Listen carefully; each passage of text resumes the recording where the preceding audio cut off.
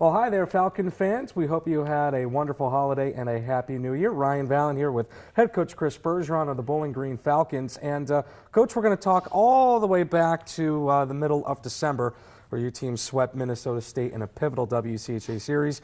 Your team comes out and wins both games 4-1. What did you see from that series? It was probably the two best games we've played back-to-back in a while against a really good team. I thought the way we played Friday was exactly the way we've tried to piece this team together in terms of skating and physical and competitive and capable of scoring, and I really liked the way we defended. And then Saturday to go ahead and answer that and play well again, it was a real good half a step forward for our group for sure, and created some momentum, some confidence for ourselves as we went into the break to rest. So as we look back now, we were obviously pretty happy with that weekend. Yeah, 6 points on the weekend, and the Falcons are now 1 point out of first place in the WCHA. And then just want to quickly talk about the exhibition game against Windsor. We don't often talk about exhibition games, but it was a good chance to at least clear the systems and maybe shake off some of the rust from after a couple weeks of rest. Yeah, for sure. The break comes when it comes, and it's time to decompress and breathe, and in some cases heal up. And then you've got an exhibition game on the back end, a couple days of practice, but you can't simulate games in practice. You try, but you can't. So to play that game against an opponent like Windsor, it gave us an opportunity to shake off some of that rust and those cobwebs and get back in the game mindset. And we dressed basically everybody that was healthy. We gave a couple of forwards just another day off to heal up and make sure they're ready to go come tomorrow night. And then we've had a couple of good days of practice here. So we've never done it at the holiday break before, that exhibition game. It's always at the beginning of the year. But I think it worked out just fine for us.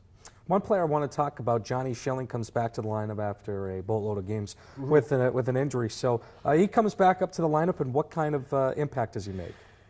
Well, I'll start with when he went down that Saturday night against Northern. You think, okay, it's the next man up and all that kind of coach speak, but we missed him. I mean, he's a guy that is a senior, and it's really hard to simulate that. You can't teach somebody to be a senior. So he's that. And then he plays the game the way we want to play it as a team. He plays fast. He's relentless. He's good with and without the puck. He's just a presence for us, and he's kind of like that Swiss Army knife a little bit, that he does a lot of things for us. He'll kill penalties, and we can put him in a situation where we're down a goal, where we're up a goal. It just does a lot for us, and to have him back healthy, we're excited. I'm excited for him too. I mean, when you're a senior, you don't want to miss games. You want to be in there, especially somebody that's contributed and played as much as Johnny has. It's nice to see him back. And then the second and last individual I want to talk about, Brett Rich, coming in for the last few minutes of that game against Windsor. And Bowling Green native, and he was an all-state player here at Bowling Green High School, and gets a chance to play in the net. Yeah, he encompasses the student athlete. He's a 4.0 student. He's a great citizen.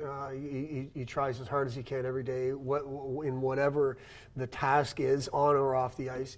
He's just a really good boy, and it's somebody you want to get in there and reward, and all your hard work, you'd like it to pay off in games. It's a position where only one guy plays, obviously, and the two guys that he shares the net with are pretty good players, and we thought an opportunity to get him in there. I would have liked to maybe a little bit earlier, but as it turned out, I think there was 5.5, 6 minutes left, and he did get a save, so he's got a good save percentage right now, which is a good thing. Moving on to this weekend, or kind of weekend, Thursday-Friday matchup against Bemidji State. They're kind of struggling over the past 5 or 6 games or so. But what do you look from this Bemidji State Beaver team? Well, I look for a team that's, regardless of what's happened the last few games, they're more than capable. You look at what they've done over the course of the first half of their season, and they're Bemidji State, man. They're going to come at you. They're one of those teams that there was some questions because of the people they lost from last year to this year. Well, those questions seem to be answered. I know they played North Dakota. They played Minnesota State, as I say. They played up at Tech. It's a team that we know. and we've developed a rivalry with both regular season and playoff series, and it's going to be a hard-fought series.